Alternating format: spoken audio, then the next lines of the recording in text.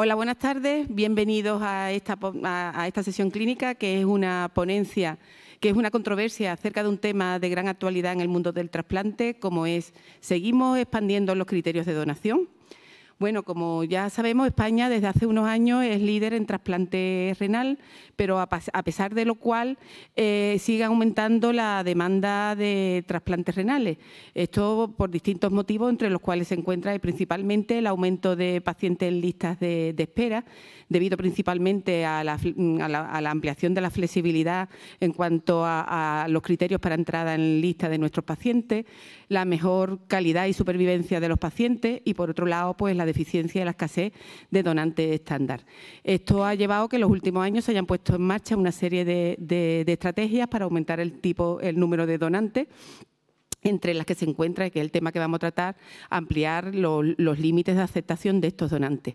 Pero la evaluación de estos injertos para ver si son aceptados para la donación a veces pues, es controvertida, es distinta de unos servicios a otros, con distintos criterios, y eso precisamente es lo que vamos a tratar en esta sesión.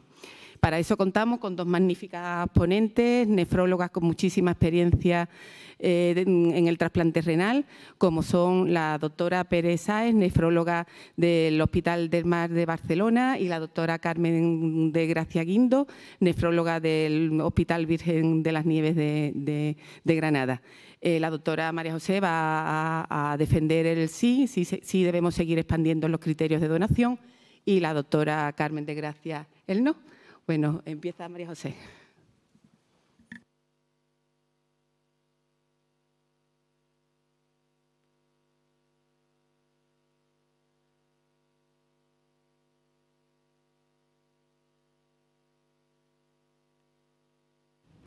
Bueno, muchísimas gracias a la SEM por invitarme a esta controversia, que me parece muy interesante, y además, en mi caso, pues soy muy believer de la ampliación de los criterios de trasplante en general, porque lo del donante y el receptor van de la mano, así que voy a tratar de convenceros de que la respuesta a esta pregunta es un rotundo sí.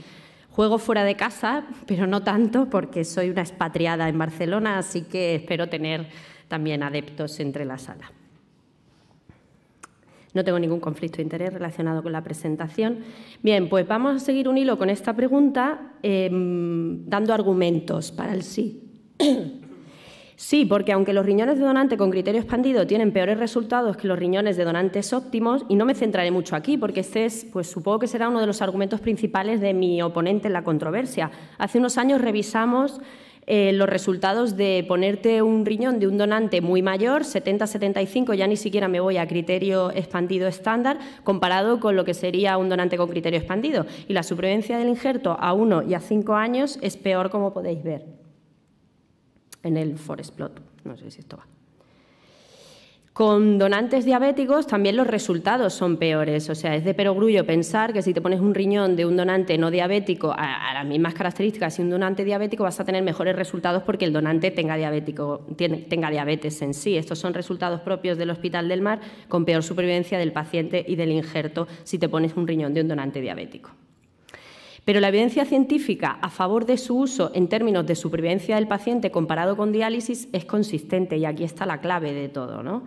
Este es un estudio de la cohorte americana publicado hace ya 9 años, donde analizan receptores de más de 65 años con 0, 1 o 2 comorbilidades. Si nos vamos a la parte de la derecha de la diapositiva, el receptor de alto riesgo, que tenga 2 comorbilidades cardiovasculares y que se pone un riñón con criterio expandido, estas gráficas que se van a ir repitiendo a lo largo de las siguientes diapos, que son las curvas de supervivencia tiempo dependiente, como veis, después de un tiempo donde hay un exceso de mortalidad si te trasplantas, el trasplante supone un beneficio para el receptor, ¿no? Baja por debajo de la unidad, que sería la situación de me quedo en diálisis en lista de espera.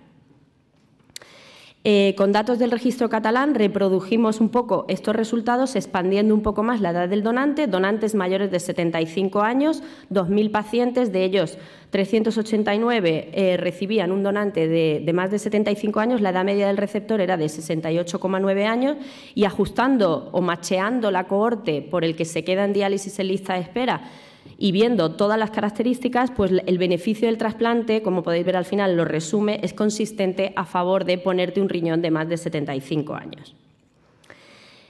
Datos de nuevo del registro catalán con donantes mayores de 80 años. En este caso, todo eran receptores mayores de 60 en este trabajo y comparábamos donantes de 60 a 79 o donantes mayores de 80. La curva de supervivencia tiempo dependiente corresponde a donantes mayores de 80, receptores mayores de 60 y, como veis, de nuevo baja por debajo de la unidad y ofrece un beneficio el trasplante poniéndote un riñón de más de 80 años.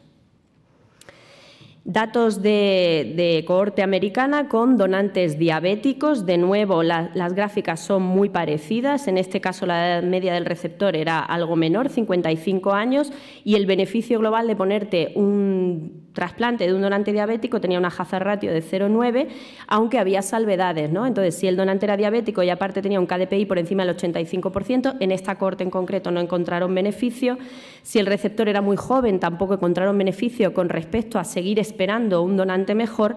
Sin embargo, el receptor diabético, que llevaba más tiempo en lista de espera, era el que encontraba mayor beneficio poniéndose un riñón de un donante diabético, comparado con seguir esperando, como comento.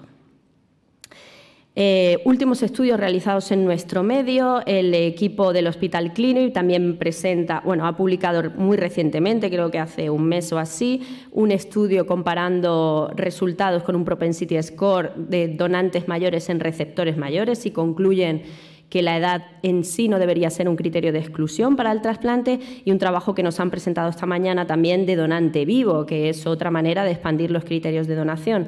Donante vivo en receptores mayores de 60 años y cómo había un beneficio en supervivencia con respecto a donante fallecido.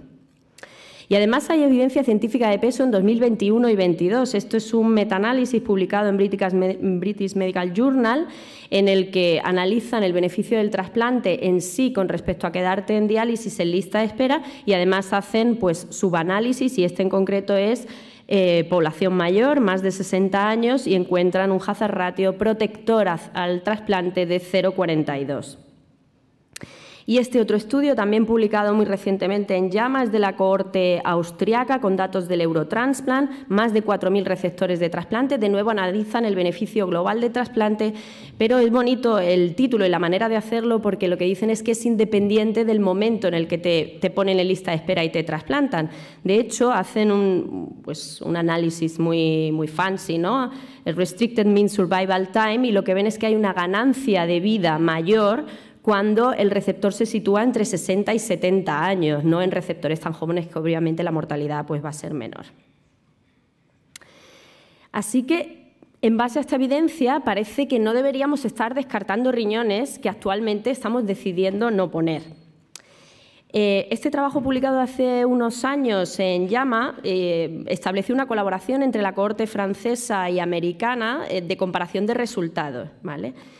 Ellos comparan los riñones que se descartan en Francia y en Estados Unidos. Como veis, los americanos descartan casi un 18% de los riñones de los donantes eficaces y los franceses un 9%.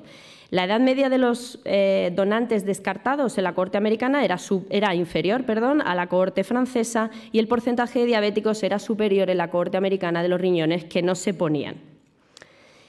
En nuestro medio, la realidad es que los riñones o la edad media de los donantes es casi 10 veces más que la cohorte francesa. En el trabajo de los americanos, la edad media de los donantes, sabemos que es una población con unas características diferentes y una pues mortalidad diferente y por otras causas. La edad media de los donantes es de 36 años y medio, que eso pues supongo que no lo vemos aquí desde hace 40 años.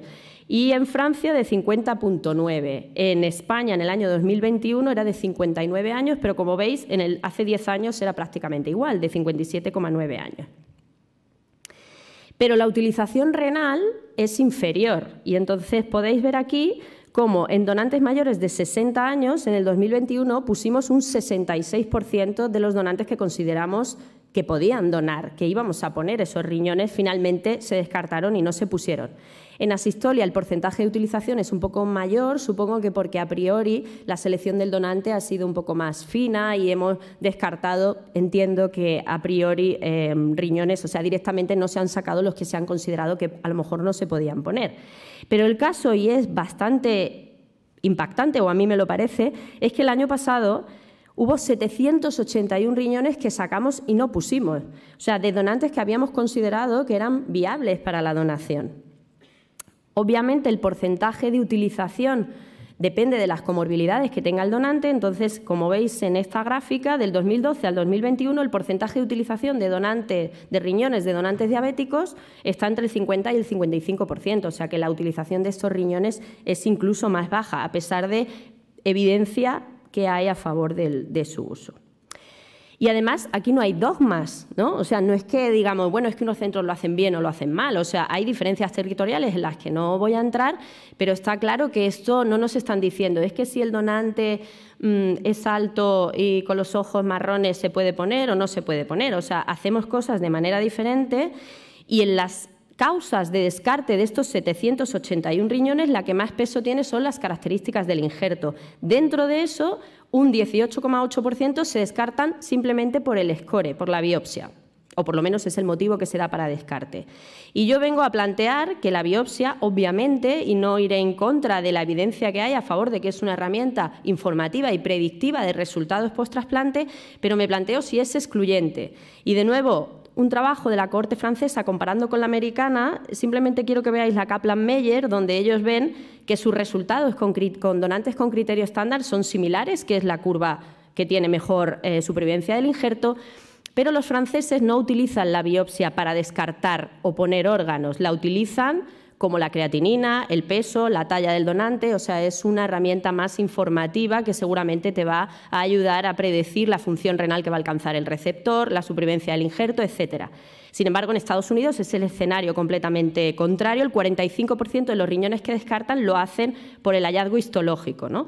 Y lo que ellos hacen es machear los riñones que no se pusieron en Estados Unidos con los que se pusieron en Francia sin tener en cuenta la biopsia, con los que se pusieron expandidos en Estados Unidos, y los resultados son similares, ¿no? O sea, que esos riñones que se descartaron en Estados Unidos, pero que en Francia se pusieron, tuvieron la misma supervivencia que los puestos con la biopsia aceptada.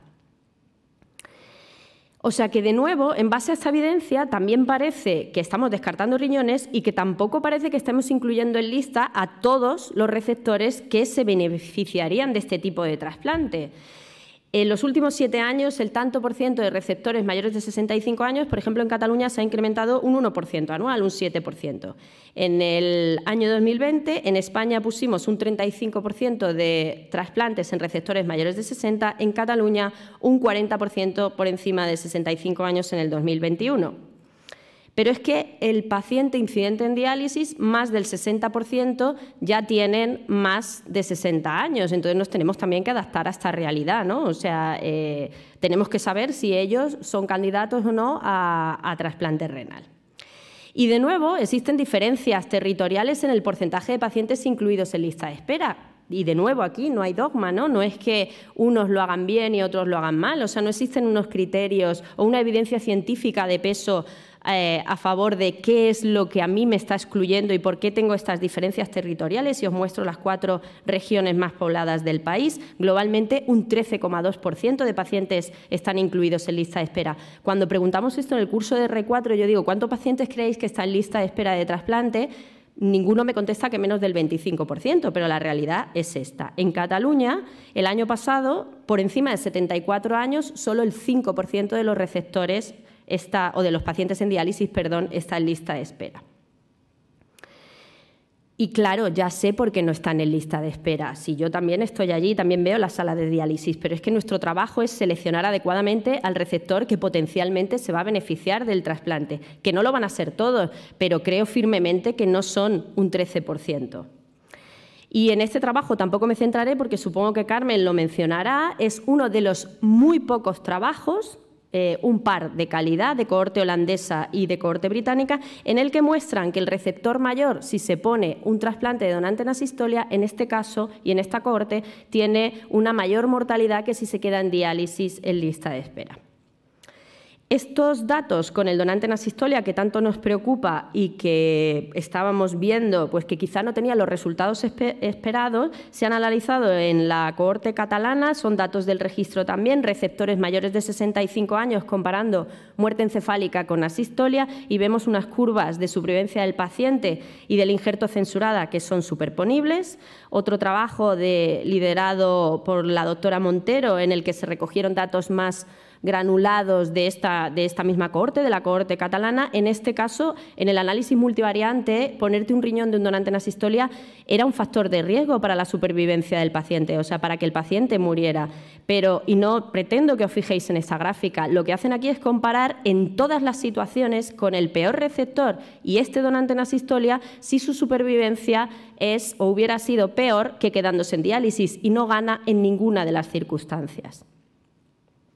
Este trabajo también que nos ha presentado el doctor Melilli de Belviche en otro escenario diferente, no se trata ya de edad, sino para receptores hipersensibilizados con un propensity score, también ven cómo los resultados utilizando para pacientes hipersensibilizados, que si os acordáis, pues en PATI solo entraba muerte encefálica, inicialmente, pues lo que ven es que los resultados son superponibles y que los donantes en asistolia también pueden ser una fuente de órganos para receptores hipersensibilizados. Esto es supervivencia del injerto, muerte censurada.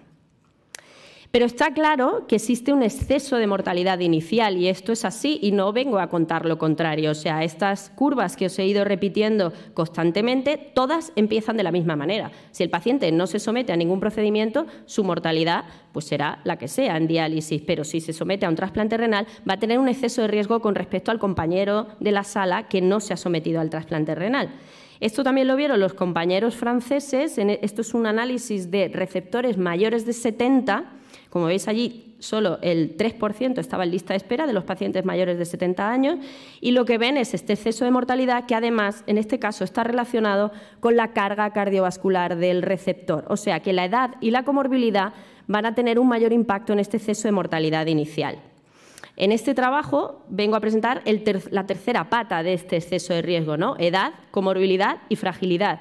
Y esto son datos de la cohorte del Hospital del Mar, en el que analizamos 300 trasplantados renales según el fenotipo de fragilidad de Linda Fried y analizados en el momento de la inclusión, ¿vale? ¿Cómo estaban de frágiles en el momento de la inclusión? Veis que hay poquitos pacientes, 22 pacientes de 300 que tuvieran 3 puntos por Fried, pero es que tienen una supervivencia de 80% durante el primer año de trasplante, o sea, es inaceptable, ¿no? O sea, estos pacientes frágiles son los que están contribuyendo a esta alarma que tenemos y a esta angustia de que no estamos teniendo buenos resultados con el trasplante en este tipo de población. Y entonces, ¿qué hacemos? Porque, claro, si estamos viendo que tienen peores resultados, bueno, yo creo que tenemos que saber que el manejo de un trasplante de donante expandido en un receptor mayor, porque va ligado, como decía al principio, va a requerir un mayor esfuerzo y debe ser individualizado. Porque hilando con la diapositiva de la fragilidad, entonces, ¿qué hago? Pues hago la fragilidad en la consulta de la lista de espera y el que sea frágil no lo meto en lista. Bueno, aquí el grupo de Mara McAdams de Marco, que estaba en Johns Hopkins y se han mudado recientemente a Nueva York, ensayaron un estudio piloto de prehabilitación, que es un concepto con el que creo o quizá nos deberíamos ir familiarizando porque puede que tenga un impacto en nuestros resultados post-trasplante. Este trabajo no es destacable, era simplemente un estudio piloto de 18 pacientes en el que veían que preparándolos, prehabilitándolos para el trasplante, prehabilitar es simplemente una intervención de ejercicio físico, simplemente no es muy compleja, pero ejercicio físico, nutrición y preparación psicológica, pues veían que tenían mejor resultado aquí, como digo, comparando con una cohorte histórica. O sea que debería ser que no lo excluyo, lo preparo para el trasplante, lo prehabilito, hago que mejore esa fragilidad. En este sentido, pues nos propusimos hace un par de años y estamos desarrollando un ensayo clínico de prehabilitación en lista de espera de trasplante de donante fallecido, complejo de realizar, pero intentando generar alguna evidencia para que entre quizá este tipo de estrategias en la preparación de nuestros receptores, como ya se hace de manera rutinaria, por ejemplo, en cirugía oncológica de colon o de vejiga. Y además, una pincelada nada más, también la inmunosupresión, ¿no? O sea, generalmente también si adaptamos un poco la inmunosupresión a este tipo de receptor y a este tipo de donante, posiblemente cuando empiezan a aparecer cositas. Ya sabemos que el tacro en población mayor pues tiene unos efectos adversos que están posiblemente potenciados, neurológicos, mayor riesgo de función retrasada del injerto, de infección, neoplasia, eventos cardiovasculares, etcétera.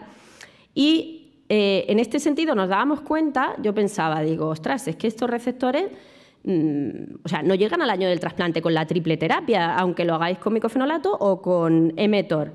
Y, de hecho, analizamos los datos de 2019 en el Hospital del Mar, el 50% de los receptores en 2019 tenía más de 65 años y se habían puesto riñones de una edad media de 77,5 años y a los 6 meses post-trasplante el 17,5 iba en biterapia, pues porque no la había tolerado la triple terapia, fundamentalmente por eventos infecciosos. De los que iban en biterapia, casi todos eran mayores de 65 años. Si lo miramos al revés, de 56 pacientes que había mayores de 65 años, el 35,7% no llegaba al año post-trasplante con triple terapia inmunosupresora. Esto teniendo en cuenta una incidencia bajísima de rechazo agudo, 5,3, y una incidencia de CMV nada desdeñable, aquí va incluido desde replicación sin síndrome viral, pero casi un 40% con replicación de CMV. O sea que no sé si es la biterapia, pero algo claramente tiene que ser diferente para el manejo de estos receptores.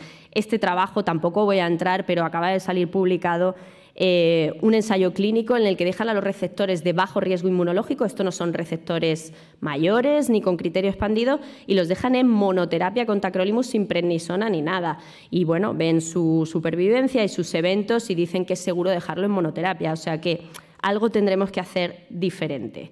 Y concluyo, 4 puntos. Creo que sí, debemos expandir los criterios de donación o seguir expandiendo los criterios de donación porque los pacientes trasplantados con riñones procedentes de donante con criterio expandido viven más que permaneciendo en diálisis, porque desechamos en 2021 un 23% de riñones extraídos, 781 riñones que ya habían sido considerados como válidos antes de la extracción. Y este porcentaje fue de un 34% si el donante tenía más de 60 años. Además, el porcentaje en lista de espera es muy bajo y nuestra actitud de cara a la inclusión debe ser proactiva y facilitadora. En España, 87 de cada 100 pacientes en diálisis no son candidatos a trasplante. Y sí, porque nadie dijo que fuera fácil y trabajamos para proporcionar una mejor supervivencia y mayor calidad de vida a nuestros pacientes, implicando eso un mayor esfuerzo en la selección del receptor y en el cuidado pre- y post-trasplante. Muchas gracias y gracias a mi equipo por arriesgar y ser expansivos.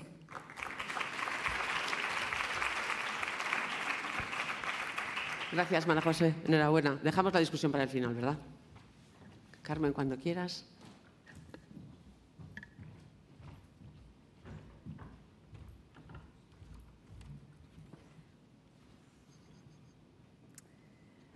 Bueno, en primer lugar, María José, creo que no te voy a desmontar del todo el sí, porque, hombre, estando aquí en Granada también me parecería un poquillo feo y voy a hacer algunos matices realmente a lo que tú has comentado.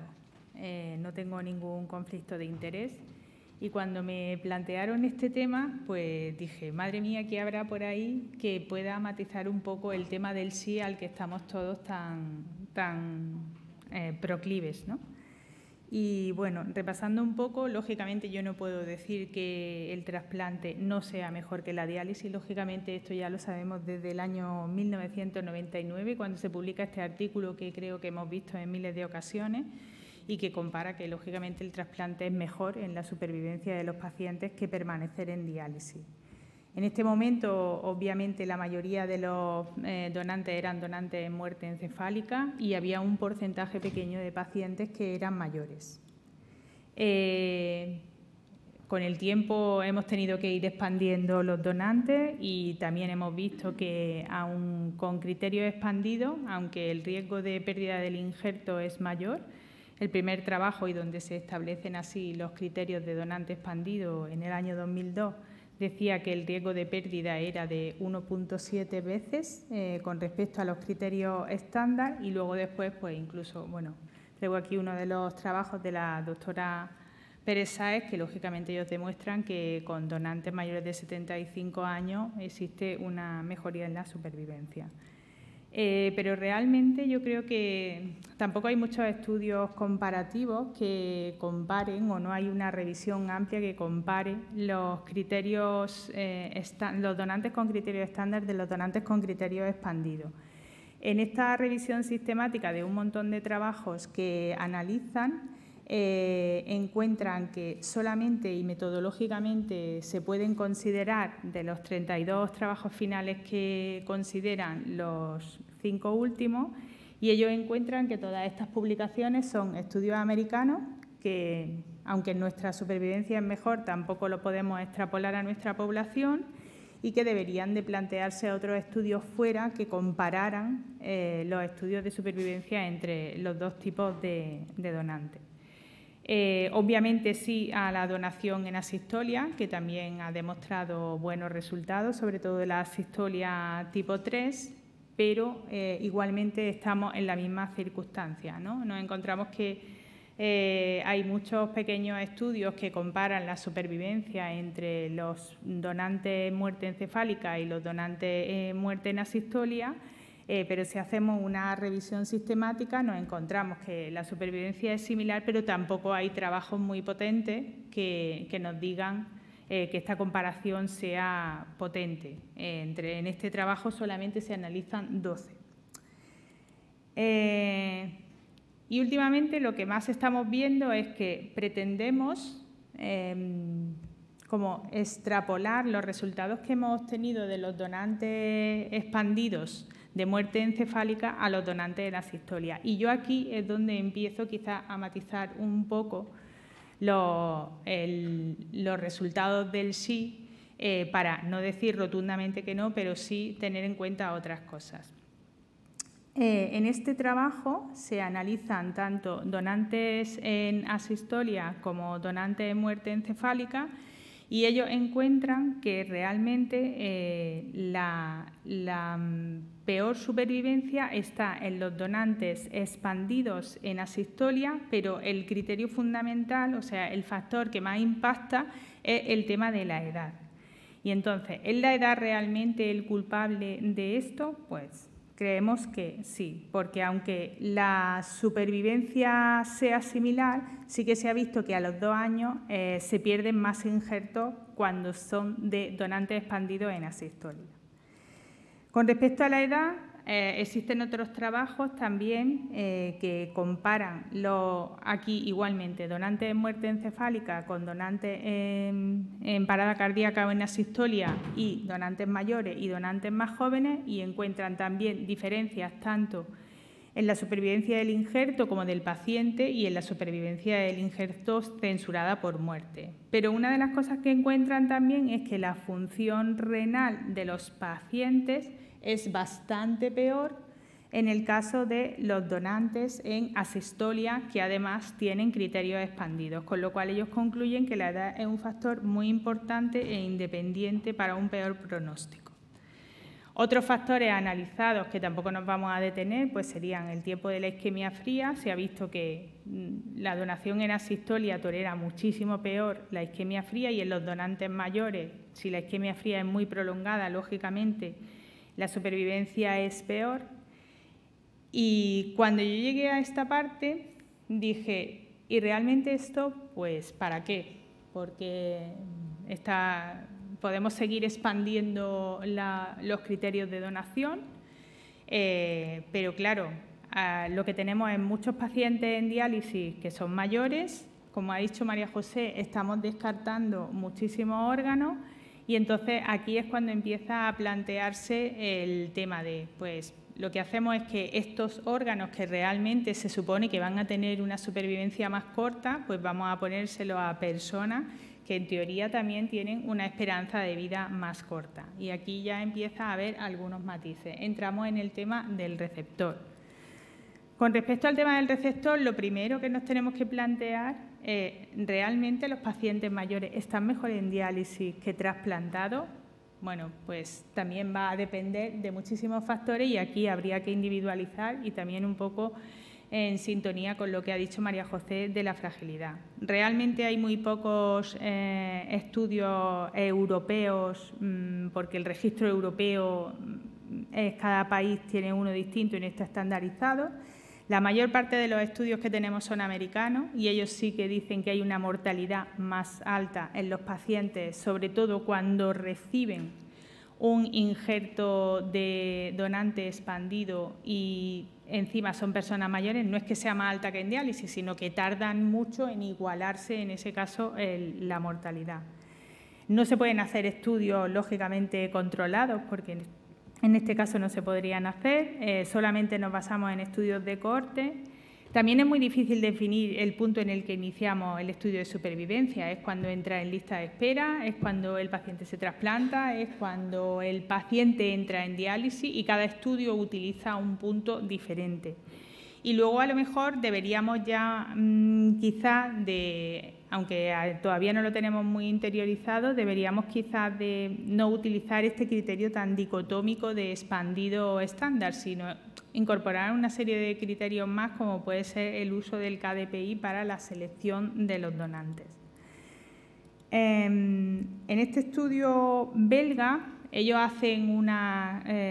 quieren ver la mortalidad de los pacientes cuando se incluyen en lista de espera y analizan los que se han trasplantado de un donante estándar, los que se han trasplantado de un donante expandido y los que permanecen en lista, y analizan la mortalidad más 3 años de seguimiento. Y entonces los dividen en 3 bandas de edad, que serían de 20 a 44 años, de 45 a 64 y los mayores de 64. Y entonces ellos encuentran que los pacientes más jóvenes, tanto los de 20 a 44 como hasta los de 64 años, sí que se ve un beneficio en la supervivencia, tanto si se utiliza un donante con criterio estándar como si se utiliza un donante con criterio expandido, pero sí que esto no lo encuentran tan llamativo en los pacientes más mayores, los mayores de 65 años, los receptores por encima de 65 años, donde sí hay un aumento de la supervivencia en comparación con la diálisis cuando se trasplantan de un donante estándar, pero no tanto cuando se trasplantan de un donante con criterios expandidos. Entonces, su conclusión es que sugieren que sí que los pacientes mayores podrían ganar en supervivencia si se trasplantaran de un donante estándar, pero no está tan claro que estos pacientes ganen supervivencia cuando se trasplantan de un donante expandido. Sí, lógicamente estamos aquí para ver si seguimos ampliando los criterios de donación y cada vez hacemos más criterios expandidos. Seguimos también en el caso de la asistolia con más criterios expandidos. Este es el estudio que ya ha mostrado también María José, que es un estudio holandés y bueno, no lo voy a referir, pero ellos sí que la conclusión que sacan es que los ancianos receptores de donantes añosos tenían una tasa de mortalidad a los 5 años comparable a los de quedarse en lista de espera. Pero además también ellos, dentro de sus resultados, encuentran que los pacientes que se habían trasplantado de un donante expandido, además donante en asistolia, casi el 66% de ellos se quedaban con un filtrado glomerular por debajo de 30 en el momento del trasplante, lo cual esto también puede tener sus connotaciones. Entonces, si son pacientes mayores, si son pacientes que se quedan muchos de ellos con un filtrado glomerular más bajo, esto sabemos que provoca un aumento de la mortalidad por comorbilidad y por las tasas de hospitalización. Y yo aquí es cuando quizá me voy a desviar del tema de los criterios expandidos para hablar sobre todo de receptores expandidos, porque voy a hablar un poco de calidad de vida de estos receptores que queremos meter en lista de espera y que queremos trasplantar, la mayor parte de las veces con riñones con criterios expandidos. Los estudios de calidad de vida son estudios muy limitados porque son difíciles de llevar a cabo, habitualmente suelen ser de muestras muy pequeñas, no suelen ser extrapolables en las distintas poblaciones, pero bueno, sí he encontrado algunas cosas que os quiero comentar. Esto es una revisión que está publicada ahora en el 2022, donde ven todos los estudios que hay de calidad de vida, estado funcional y estado psicológico de los pacientes que inician terapia renal sustitutiva, que podía ser diálisis o que podía ser trasplantado. Encuentran, fijaros la pequeña cantidad de estudios que hay. En el trasplante solamente encuentran 2 estudios de calidad de vida comparativo y uno de fragilidad con peso estadístico, y entonces ellos concluyen que la evidencia es muy escasa y que además tiene muchísimas limitaciones metodológicas. Y quería destacar algunas de las cosas que ellos ponen en este trabajo, y es que muchos pacientes consideran que es muchísimo más importante su estado funcional, psicológico, cognitivo y de calidad de vida que los resultados de supervivencia que nosotros medimos. A nosotros nos importa mucho la supervivencia, pero al paciente le importan otras cosas. Incluso el 75% valoraban que mantener su independencia era más importante que la supervivencia que tenían, y que en este toma de decisiones de si estar en diálisis o trasplantado, los estudios de calidad de vida y psicológicos tienen bastante trascendencia. Yo he intentado también hacer una revisión de ver los estudios de calidad de vida que había, si comparaban en las distintas modalidades de tratamiento renal sustitutivo, y bueno, aquí hay una revisión que compara el trasplante, calidad de vida en el trasplante antes y después, el trasplante con diálisis, el trasplante con estar en lista de espera, el trasplante con tener una insuficiencia renal en estadio 3-5, con población sana y con la población general. De todos ellos, solamente 17 comparaban antes y después de diálisis y 2 solamente en mayores de 60 años. Y los autores concluyen que los pacientes sí que muestran un aumento de la calidad de vida relacionada con la salud después de un trasplante exitoso, que este término yo creo que es importante, y también un poco como que vuelven casi a una actividad normal de una forma precoz si el trasplante es exitoso, pero que esto no dura más allá de 2 años. Entre los factores que lógicamente impactan en esta calidad de vida, pues hay algunos, y los más importantes pues son los efectos secundarios de la medicación, la hospitalización, las infecciones y el estado general de salud. Pero a mí me gustaría dar un poquito un salto porque, bueno, me ha gustado también estar en la charla de Alcer antes, que ha contado un poco todo esto que yo voy a deciros, la percepción que los pacientes tienen. Y entonces voy a hablar de qué perspectivas tienen los receptores mayores.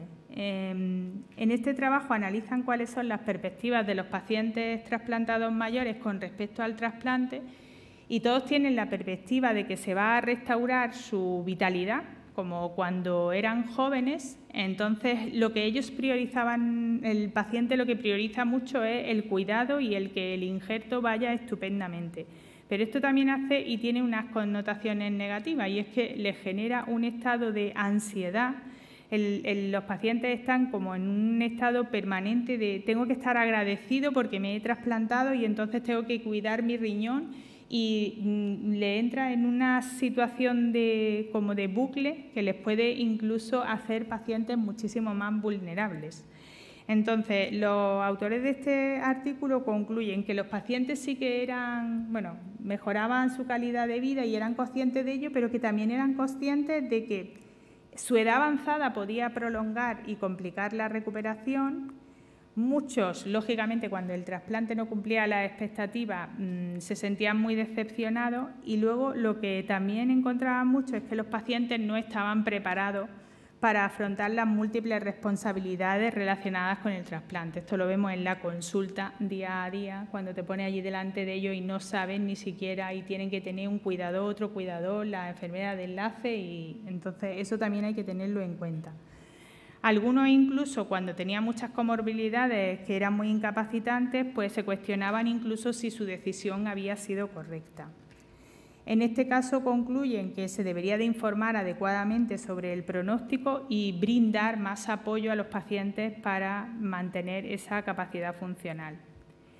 Y ya si queremos dar un salto no de lo más avanzado, sino que yo creo que las cosas ahora en salud van más por tener en cuenta un poco lo que el paciente, los resultados en salud que el paciente reporta o que el paciente explicita. No hay muchos trabajos, lógicamente, en los conocidos PROMS, no hay muchos trabajos con respecto al trasplante. Este no es de personas mayores, pero sí analiza los PROMS en los pacientes receptores de trasplante con respecto a antes y después y con respecto a estar en lista de espera. Y entonces, lo traigo un poco por curiosidad, porque bueno, yo creo que esto tiene mucho desarrollo por delante cuando empecemos a aplicarlo. Se está basado sobre todo en entrevistas cualitativas y es que los pacientes sí que mostraban una mejora en la calidad de vida porque ellos como que volvían a la normalidad, pero siempre tenían como un impacto negativo en esos resultados que comunicaban. Respuestas tan estas que además vemos todos los días en la consulta, como son tengo que beber mucha agua, yo me siento como hinchada, que siempre tengo que estar en el baño, me tengo que levantar toda la noche y entonces, bueno, todas esas cosas también hay que tenerlas en cuenta en relación a cuando trasplantamos a los pacientes. Ellos concluyen que los PROM deberían de integrarse en el trasplante. Saber que no todos los pacientes perciben mejoras en la calidad de vida podría ayudar a futuros a evitar decepciones y sobre todo que el manejo de las expectativas y la información sobre su tiempo de recuperación, los efectos secundarios que tiene, los cambios que pueden sufrir, pues puede ayudar un poco a evitar las decepciones que se generan en el trasplante. Y una de las cosas que a veces yo me he preguntado es, informamos a los pacientes de, bueno, usted puede recibir un donante virus C, puede recibir un donante en muerte encefálica, puede recibir un donante en asistolia, pero ¿alguna vez se le ha preguntado a los pacientes, no como tal, es decir, usted quiere recibir un donante expandido? No se lo vamos a preguntar así. Pero ¿alguien le pregunta a los pacientes alguna vez si estaría dispuesto o qué esperaría de que se le pusiera un injerto que no sea el más ideal? Encontré este trabajo canadiense que lo acaban de publicar y entonces hacen como entrevistas a pacientes que están en lista de espera e incluso a pacientes que ya están trasplantados. Y bueno, entrevistas con muchos ítems, pero la conclusión final es que efectivamente los pacientes sí que se sentirían cómodos aceptando un riñón menos que ideal, como ellos lo llaman, siempre y cuando se les respetara mucho su autonomía, sobre todo se les brindara una información clara de qué es lo que se está haciendo, transparente y que fuera estandarizada. O sea, incluso lo explica así en el artículo. Había pacientes que no entendían cómo un órgano que no se había puesto en un sitio podía ser puesto en otro. Eso para ellos era como una falta de confianza. Entonces, en general, los pacientes pensaban que a lo mejor recibir un injerto que le durara 5 o 7 años estaba bien, pero incluso algunos decía que le durara un injerto 1 año ya era suficiente, pero quizás a lo mejor tendríamos que empezar a informar a los pacientes de otra manera. Yo, lógicamente, no voy a concluir tajantemente con no a los criterios expandidos. Sí que creo, y bueno, eso está demostrado, que tienen peor supervivencia. La edad es, yo creo, el principal factor. Yo creo que necesitamos un poquito más de evidencia para seguir expandiendo los criterios de donación. No tengo muy claro que los pacientes mayores, el recibir un riñón de un donante expandido, vayan mejor que un donante estándar. Y yo creo que deberíamos de empezar a priorizar en nuestra práctica diaria la calidad de vida. Deberíamos de tener más en cuenta las expectativas y las perspectivas de los pacientes y que yo creo que la información en este sentido, sobre todo con las personas mayores, es un punto a mejorar. Traía 2 casos curiosos que no voy a hacer porque ya estoy fuera de tiempo. Y bueno, y simplemente agradecer vuestra asistencia, agradecer lógicamente a María José y a Tere y a Sofía, y ya que estoy aquí arriba, pues voy a aprovechar y os voy a agradecer a todos vuestra asistencia en general al Congreso de la Sociedad Española de Nefrología de Granada. Y yo creo que el debate es lo que puede un poco generar más cosillas.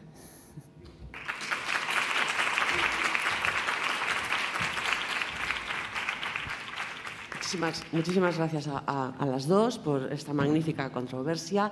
Bueno, yo creo que todos los grupos de trasplante en España, con los resultados que ha presentado María José, lo estamos haciendo en general bien, porque estamos seleccionando bien donantes y bien receptores, aumentando nuestros criterios. Ya hemos expandido nuestros criterios en la encefálica, los hemos expandido en la sistolia y ahora, bueno, claro, no sabemos si tenemos que expandirlos más. Y después de esta controversia, pues tenemos más controversias porque tenemos que hacer biopsia preimplante, tenemos que usar riñones patológicos, diabéticos, no vamos a entrar en el VIH. Bueno, tenemos más controversias. Seguro que hay mucha gente que tiene preguntas, opiniones o comentarios. ¿Estáis todos de acuerdo? No me lo puedo creer. José.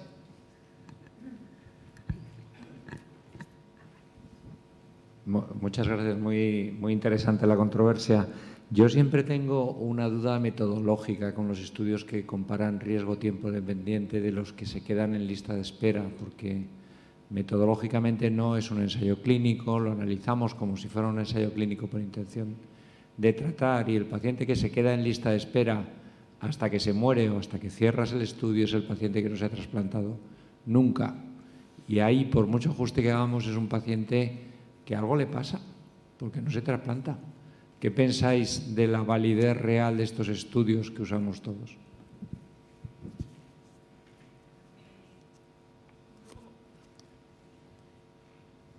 Yo, como he comentado, yo creo que la validez está en el momento en que se establezca ese punto en el que iniciar la supervivencia, porque no, ahora mismo ningún estudio dice la supervivencia hay que iniciarla en el momento en que entra en diálisis o en el momento en que entra en lista de espera. Es que ese yo creo que es el punto más controvertido de todos los estudios. Yo de todo lo que me he mirado era el que ninguno llegaba en claro. No sé si María José, que analiza mucho la supervivencia, lo tiene más claro, pero a mí no me ha quedado claro. Bueno, José, estoy totalmente de acuerdo. Tú sabes mucho más de este tema de metodología y estadística, pero es así. Normalmente se inician en el momento que el paciente se pone en lista de espera y además en los estudios americanos y en general lo que cuenta es que estuvo en lista de espera. O sea, los pacientes se sacan de la lista de espera por eventos, ¿no? Con lo cual son poblaciones que son lo más comparables, o sea, compararlo con población en diálisis, obviamente no. Entonces, el que está en diálisis y está en lista de espera, pues es, digamos, su partener, ¿no? Como más comparable, pero no es la manera perfecta, está claro. Nosotros en el trabajo de los donantes mayores de 75 lo hicimos diferente y hicimos un macheo, ¿no? Por comorbilidades, por tiempo en diálisis, tiempo hasta la puesta en lista de espera, por todo lo que se nos ocurrió. Y, de hecho, los revisores no les gustó mucho. Querían la curva del time survival, ¿no? A lo largo del tiempo y que bajara la hazard ratio por debajo de 1 y decíamos, bueno, ya, pero es que esto, el paciente está en lista, pero no, como tú dices, hay cosas que pueden no estar macheadas y luego que el paciente que se queda en lista y no se trasplanta, pues hay cosas que no se pueden medir, pero que están ahí, porque alguien no lo está llamando para trasplantarse. Pero es que en muchas de esas ocasiones posiblemente, como digo, se están cayendo de la lista, ¿no? Porque no, la lista de espera, como sabéis, pues gente que se saca, luego se vuelve a poner, hay exclusiones temporales, entonces es difícil hacerlo. Pero bueno, ante la falta de un ensayo clínico, que como comentaba Carmen, pues no parece viable, ¿no? Son los estudios como de máxima calidad que se han conseguido hacer.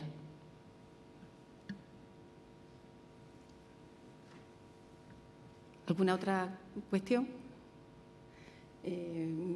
María José, vamos, para las dos, ¿no?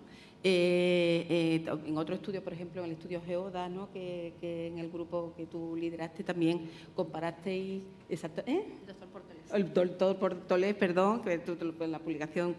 Y comentasteis también, que además muy interesante, me gustó mucho, que comparasteis pacientes mayores de 65 años en asistolia con pacientes mayores de 65 años, ¿no? Y los donantes, vamos, no me refiero a los donantes. Y también visteis que la supervivencia, las diferencias de supervivencia dependían más de la edad del receptor que realmente de la edad del donante.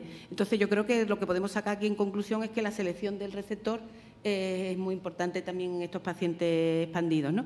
En cuanto, por ejemplo, pacientes, ¿creéis que los criterios para un donante en asistolia y en muerte encefálica deben ser los mismos para su aceptación?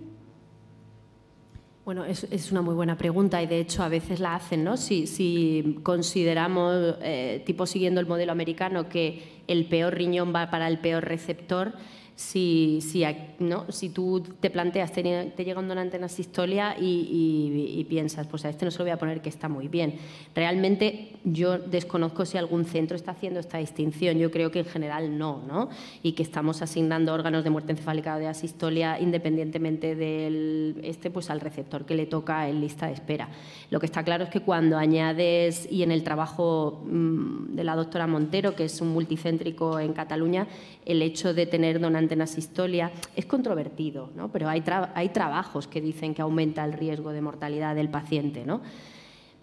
¿Cómo tener esto en cuenta? Porque en el fondo tú al peor paciente, idealmente lo que deberíamos hacer es poner el mejor riñón, no el peor riñón, ¿no? Lo que pasa que esto, pues ya digo, viene como heredado del sistema americano, donde la menor expectativa de vida del receptor, pues le pones el riñón que teóricamente va a durar menos, ¿no? Pero todos sabemos que si en ese receptor de alto riesgo le pones un donante de alto riesgo, pues el posoperatorio y los primeros meses del trasplante se convierten es un reto, ¿no? Y es bastante complejo y además se va a quedar con peor función renal, que le va a hacer manejar peor volumen, más tasa de reingreso, o sea, es un paciente que frecuenta más la consulta, etcétera.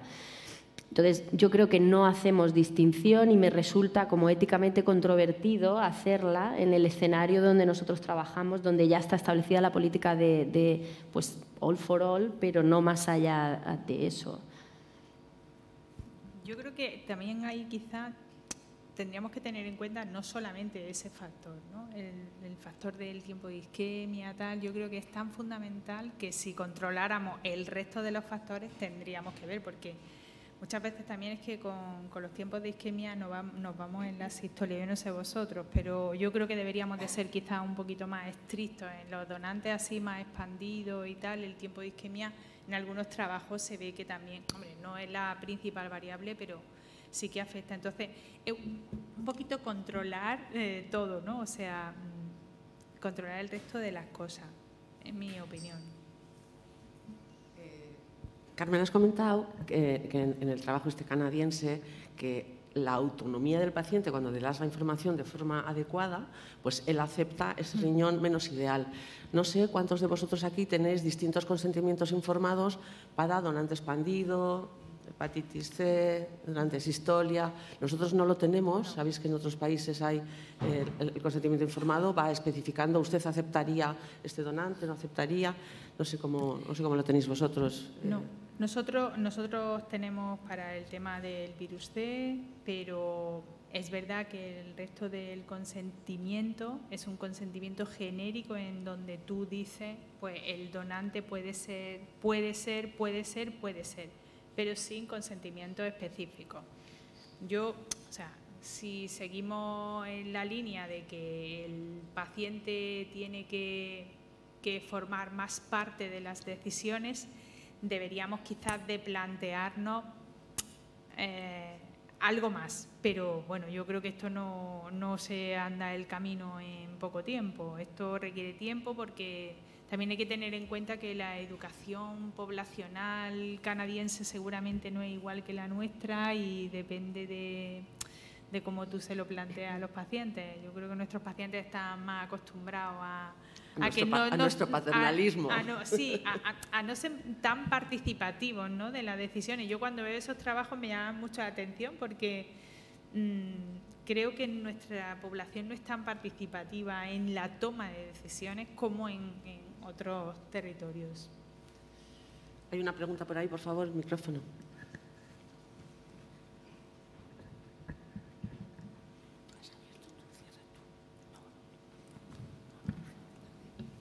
Hola, pues precisamente, bueno, soy Beatriz del Hospital Clínico San Carlos de Madrid y ese tema es un tema que me interesa mucho porque yo creo que está cambiando entre generaciones por parte de los médicos, ese modelo de médico-paciente, esa relación, y es que cada vez los pacientes lo exigen, no es que sea una cosa que podamos mantener mucho más tiempo, una relación tan paternalista, porque lo vemos pues con pacientes a lo mejor hipersensibilizados que a lo mejor tenemos que tener que se lo tenemos que explicar, estamos asumiendo un riesgo inmunológico mayor, incluso a lo mejor el donante pues tenía diabetes, pero es que no tienes otra opción porque no tienes más oportunidades desde el punto de vista inmunológico, y es que se lo tienes que contar porque es que tienen 40 años o tienen 50 años.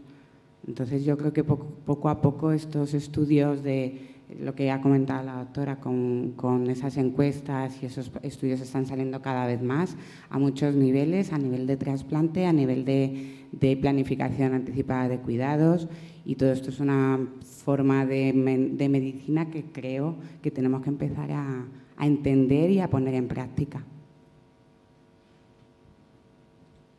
¿Algún comentario más? ¿Alguna pregunta más? Pues yo creo que damos por concluida la controversia. Enhorabuena a nuestras dos grandes ponentes, a Carmen y a María José, y a vosotros por estar aquí.